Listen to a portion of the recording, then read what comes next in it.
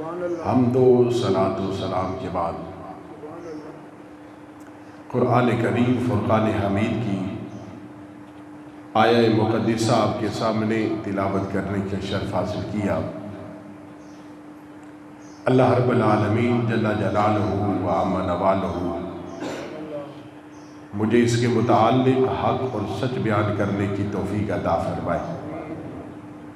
اور اسے سن کر اللہ رب العالمین ہم سب کو اس پر عمل کی توفیق عطا فرمائے۔ ماہ رمضان المبارک کا یہ عظیم الشان مہینہ جو اپنے اختتام کو پہنچنے والا ہے، اس ماہ مقدس میں اللہ رب العالمین نے قرآن کریم فرقان حمید کا نزول فرمایا۔ قرآن کریم فرقان حمید اللہ رب العالمین کی وہ لا ریب کتاب ہے کہ جس کے لیے رب فرماتا ہے کہ یہ ہر قسم کے عیب سے پاک ہے، ہر قسم کے شک اور شبہ سے یہ پاک اور صاف ہے، اس میں کسی قسم کا کوئی شک اور شبہ باقی نہیں ہے۔ اور اس قرآن کریم فرقان حمید میں وَلَا رَطْبٍ وَلَا يَابِسٍ إِلَّا فِي كِتَابٍ مُبِينٍ کہ دنیا کی کوئی شے کا حل، کسی مسئلے کا حل ہو، وہ خشک سے خشک ہو یا تر سے تر ہو، چھوٹا مسئلہ ہو یا بڑا مسئلہ ہو، وہ اس قرآن کریم فرقان حمید میں موجود ہے۔ دنیا کے ہر مسئلے کا حل اس قرآن میں موجود ہے، بس بات اتنی ہے کہ جو اس قرآن سے اپنا تعلق قائم کرے اور اس مسئلے کو تلاش کرے، اللہ رب العالمین ضرور قرآن میں اسے اس مسئلے کا حل بتائے گا۔ حضرت مولا کائنات حضرت علی مرتضیٰ شیر خدا کرم اللہ تعالی وجہہ الکریم فرماتے ہیں کہ پورا قرآن تو بڑی عظمت اور شان کا حامل ہے۔ آپ فرماتے ہیں کہ میں اگر ایک سورہ فاتحہ کی تفسیر لکھنا شروع کروں، صرف ایک سورہ فاتحہ کی تفسیر لکھوں، تو مولا کائنات فرماتے ہیں کہ وہ اتنی زیادہ ہو جائے، اتنے بڑی سورہ فاتحہ کی تفسیر ہو جائے کہ اسے لکھنے کے بعد اگر میں 70 اونٹوں پر اسے لادوں، یعنی اتنے اس کے اوراق بن جائیں کہ 70 اونٹوں پر لاد دوں، وہ پھر بھی باقی اس کا وزن رہے گا۔ یعنی اتنی زیادہ تفسیر اگر چاہوں تو ایک سورہ فاتحہ کی لکھ ڈالوں، اور یہ 70 اونٹوں پر اگر اسے لاد دیا جائے تو وہ ان کے لیے کافی ہے، ایک سورہ فاتحہ کی تفسیر۔ اور اگر پورا قرآن کی تفسیر لکھیں تو اس کی مقدار کتنی ہوگی اور اس کی عظمت اور شان کتنی ہوگی۔ یاد رکھیے، قرآن کو دیکھنا بھی عبادت ہے، قرآن کو پڑھنا بھی عبادت ہے، اور قرآن کو سننا بھی عبادت ہے۔ دنیا میں آپ کو کوئی ایسی کتاب نہیں ملے گی کہ آپ صرف اسے دیکھتے رہیں تو آپ کو ثواب ملتا رہے، مگر قرآن وہ عظیم اللہ کا کلام ہے، آخری کلام ہے کہ اگر اس قرآن کو دیکھتے رہیں، اس کی آیات کو دیکھنے کے لیے ہی اسے اجر و ثواب ملتا ہے، اور جو قرآن کو سنتا ہے، خاموش ہو جائے اور قرآن کی تلاوت ہوتی رہے اور وہ قرآن کو سنتا رہے، تو یہ قرآن کو سننا بھی اس کا عبادت ہے، اجر و ثواب ہے۔ اور پھر جو قرآن پڑھتا ہے تو قرآن پڑھنے والے کو بھی وہی اجر و ثواب ملتا ہے۔ کتنا عظیم نسخہ ہے، کتنی عظیم کتاب ہے کہ جسے دیکھو تو ثواب مل جائے، جسے سنو تو ثواب مل جائے، جسے پڑھ لو تو ثواب مل جائے۔ یہ اللہ کی وہ لا ریب کتاب ہے کہ جس میں کوئی شک اور شبہ نہیں، اور قرآن 1400 سال سے کفار کو یہ چیلنج کر رہا ہے، دعوت دے رہا ہے کہ اس قرآن جیسی ایک سورت لا کر دکھا دو۔ سارا قرآن نہیں لاؤ، بلکہ اس قرآن جیسی ایک سورت لا کر دکھا دو۔ قرآن انہیں چیلنج کرتا ہے،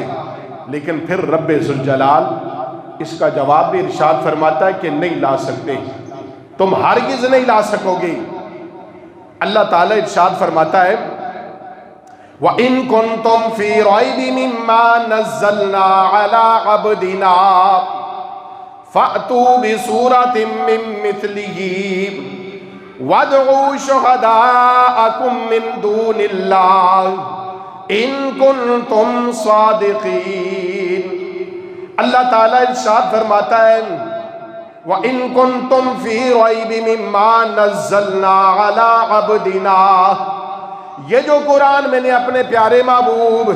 صلی اللہ تعالیٰ علیہ وسلم پر نازل کیا ہے،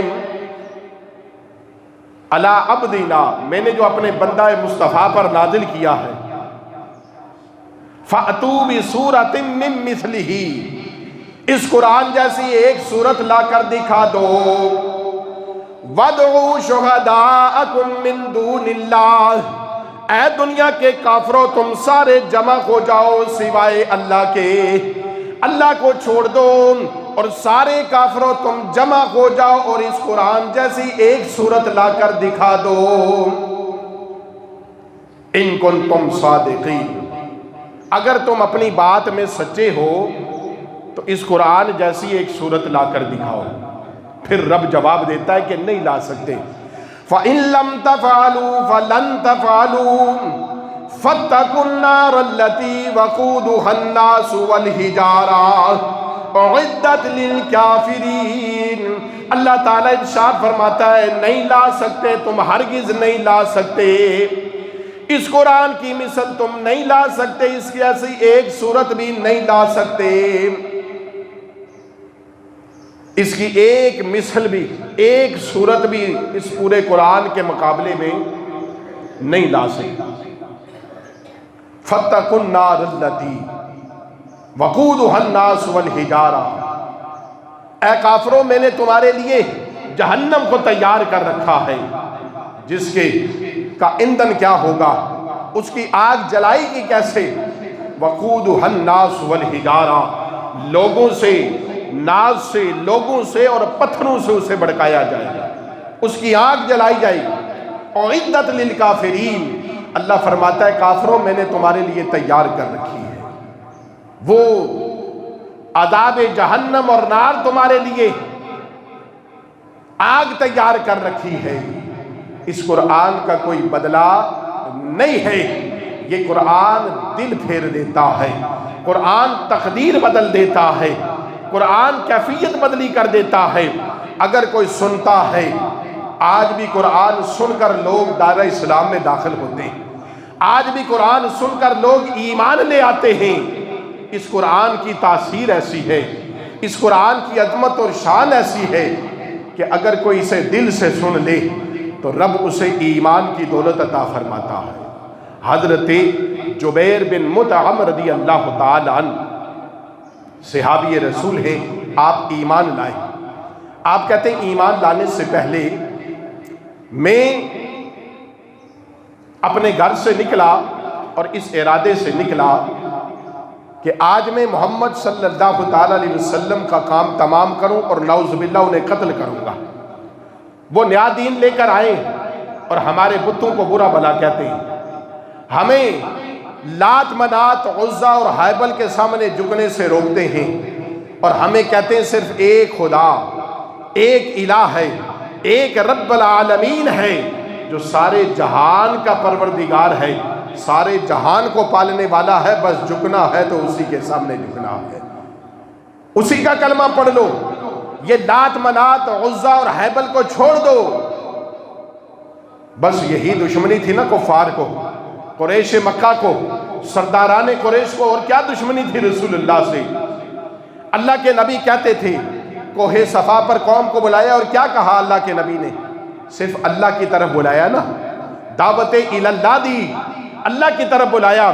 اور اللہ کے نبی صلی اللہ تعالی علیہ وسلم نے کوہ صفا پر کھڑے ہو کر فرمایا، اے قوم تم مجھے جانتی ہو، میری بچپن میری جوانی تمہارے سامنے، اے قوم تم مجھے صادق اور امین کہتے ہو، آؤ میں تمہیں فلاح کا راستہ دکھاتا ہوں، آؤ میں تمہیں کامیابی کی طرف لے کر جاؤں، آؤ میں تمہیں بتاتا ہوں، قولوا لا الہ الا اللہ تفلحون، اے میری قوم لا الہ الا اللہ کہہ دو، کامیاب ہو جاؤ گے، آؤ میں تمہیں کامیابی والا راستہ دکھاؤں، قولوا لا الہ الا اللہ محمد الرسول اللہ دخل الجنہ،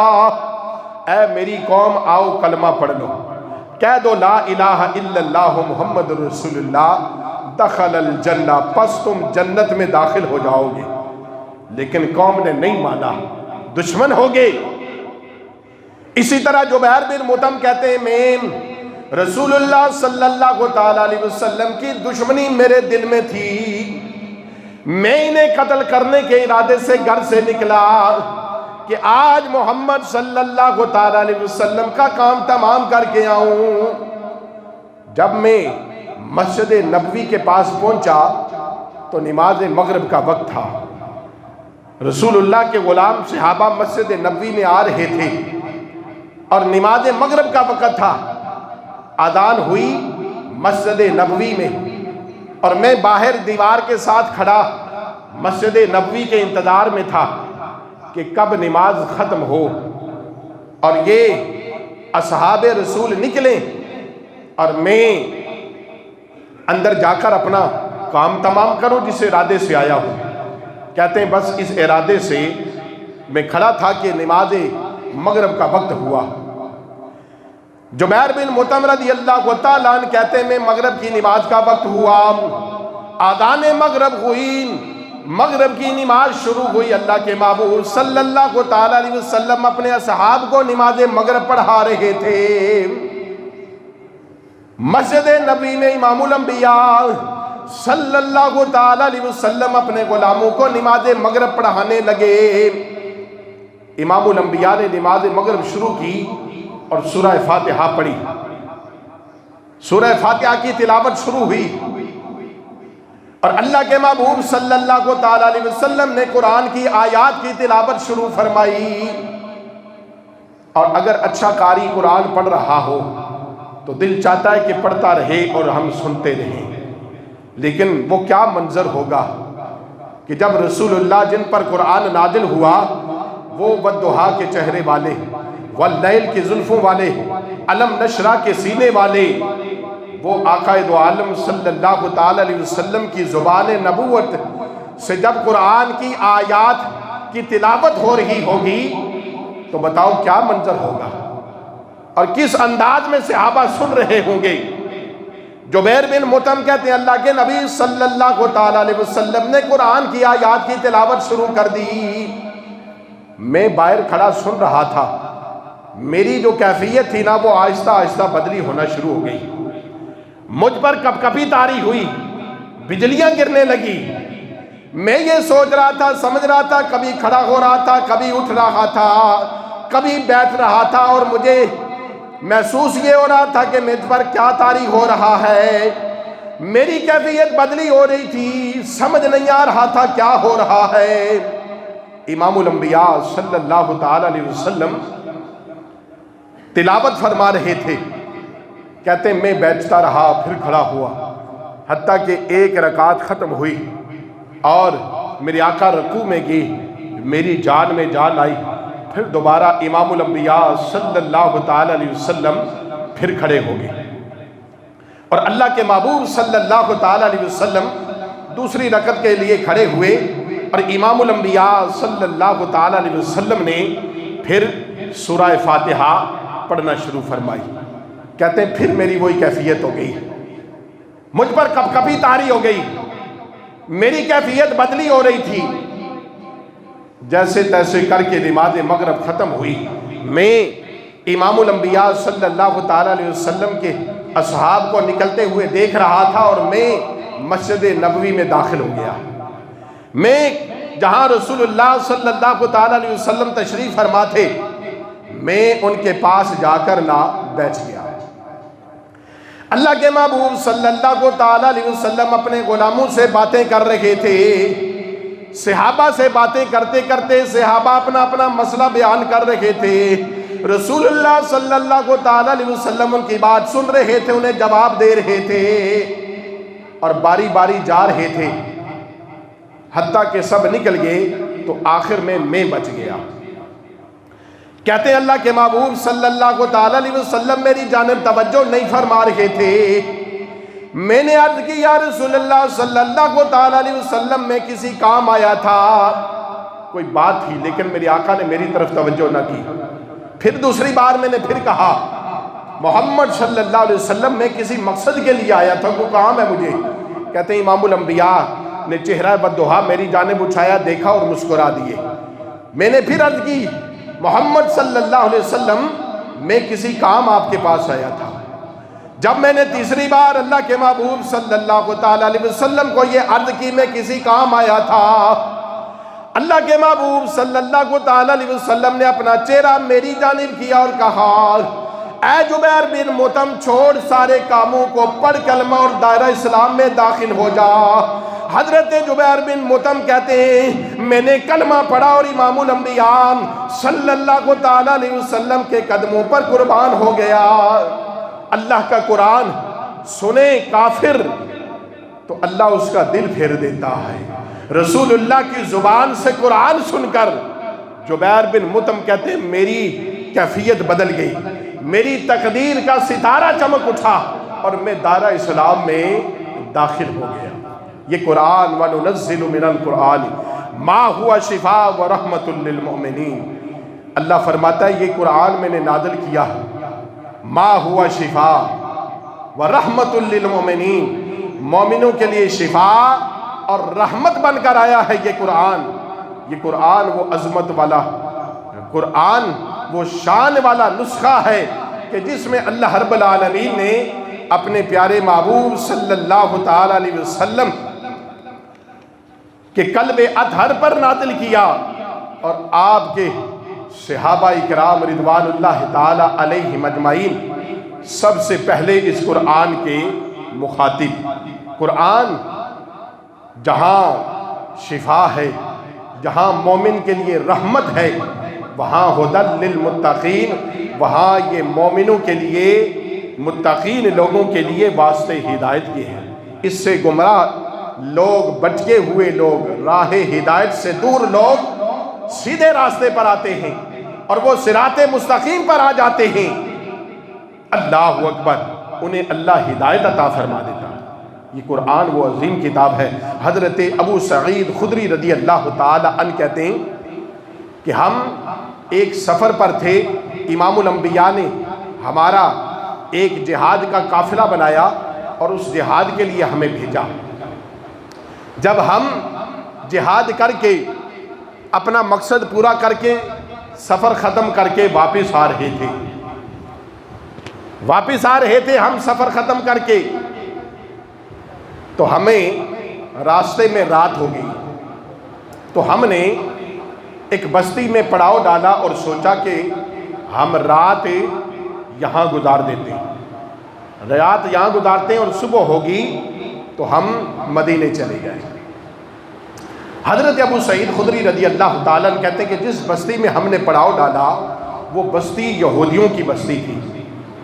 ہم نے رات کا وقت ہو گیا, وہاں پڑاؤ ڈالا تو ہم نے بستی والوں سے ہم نے پانی مانگا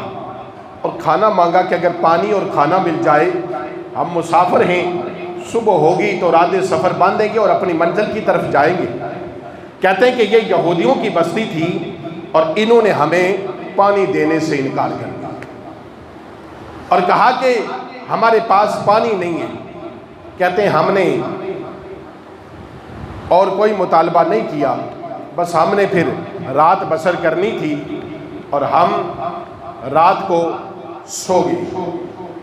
سوئے تو رات کے درمیان میں پہنچے تو اس بستی والوں میں سے ایک شخص آتا ہے اور آ کر ہمیں کہتا ہے کہ تم میں سے کوئی شخص دم کرنے والا ہے، کوئی پڑھ کر پھونکنے والا ہے؟ ہمارے سردار کی بیٹی کو سانپ یا بچھو کاٹ گیا ہے اور وہ اس درد میں تڑپ رہی ہے، تکلیف میں، کوئی ہے تم میں سے کوئی دم کرنے والا؟ حضرت ابو سعید خدری رضی اللہ تعالیٰ عنہ کہتے ہیں میں نے ان سے کہا کہ ہم دم کریں گے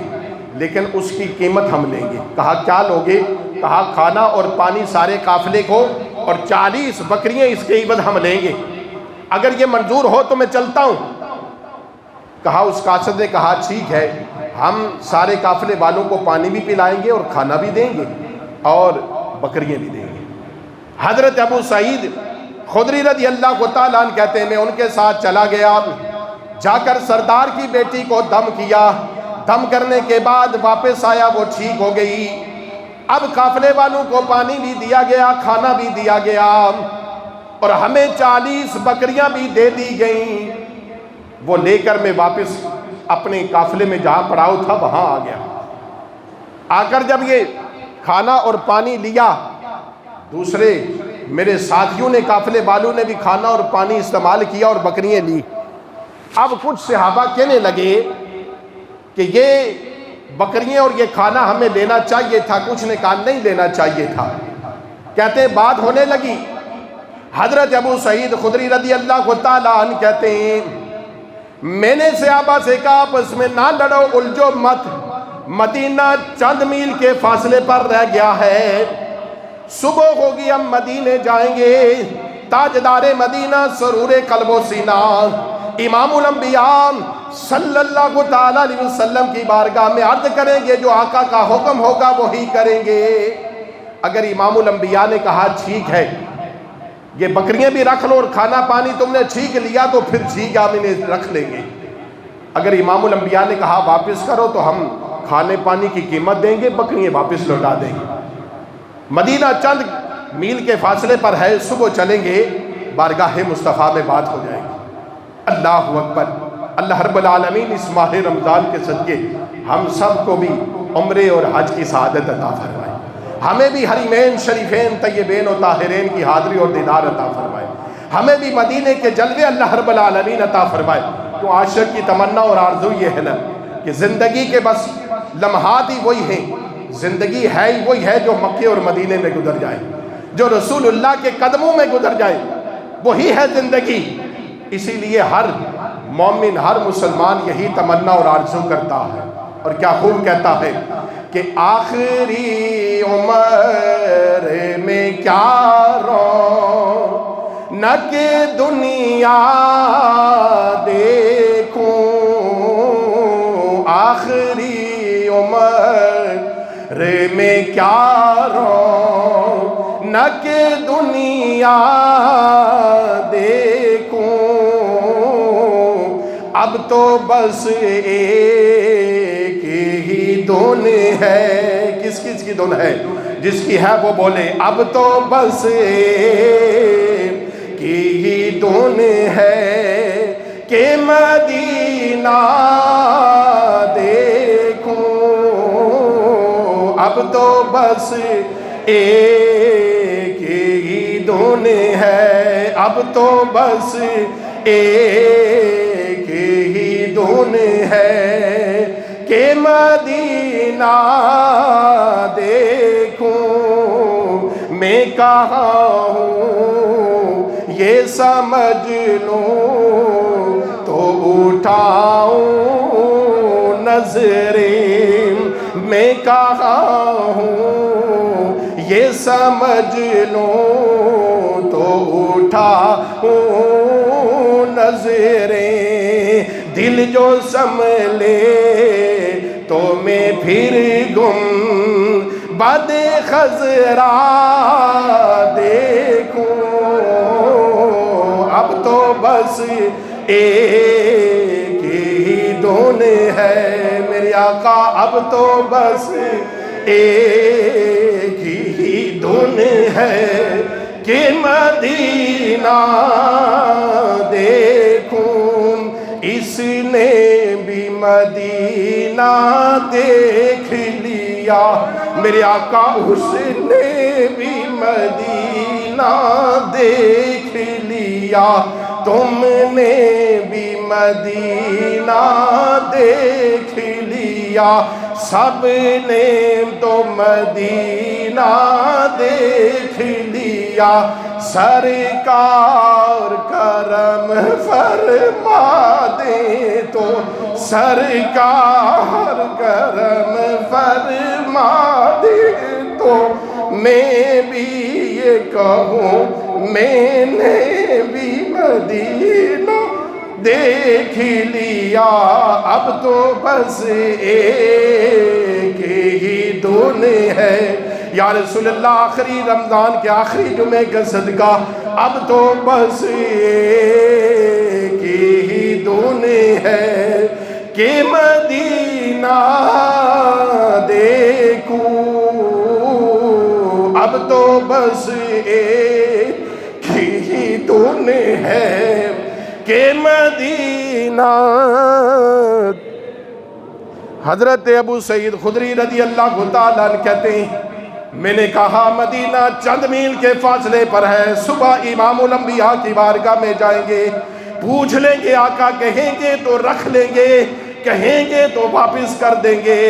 صبح ہوئی، ہم تاجدار مدینہ سرور قلب سینہ کے قدموں میں پہنچے، ہم نے عرض کی یا رسول اللہ صلی اللہ تعالیٰ علیہ وسلم، رات کو ہمارے ساتھ یہ معاملہ ہوا۔ میں نے عرض کی یا رسول اللہ،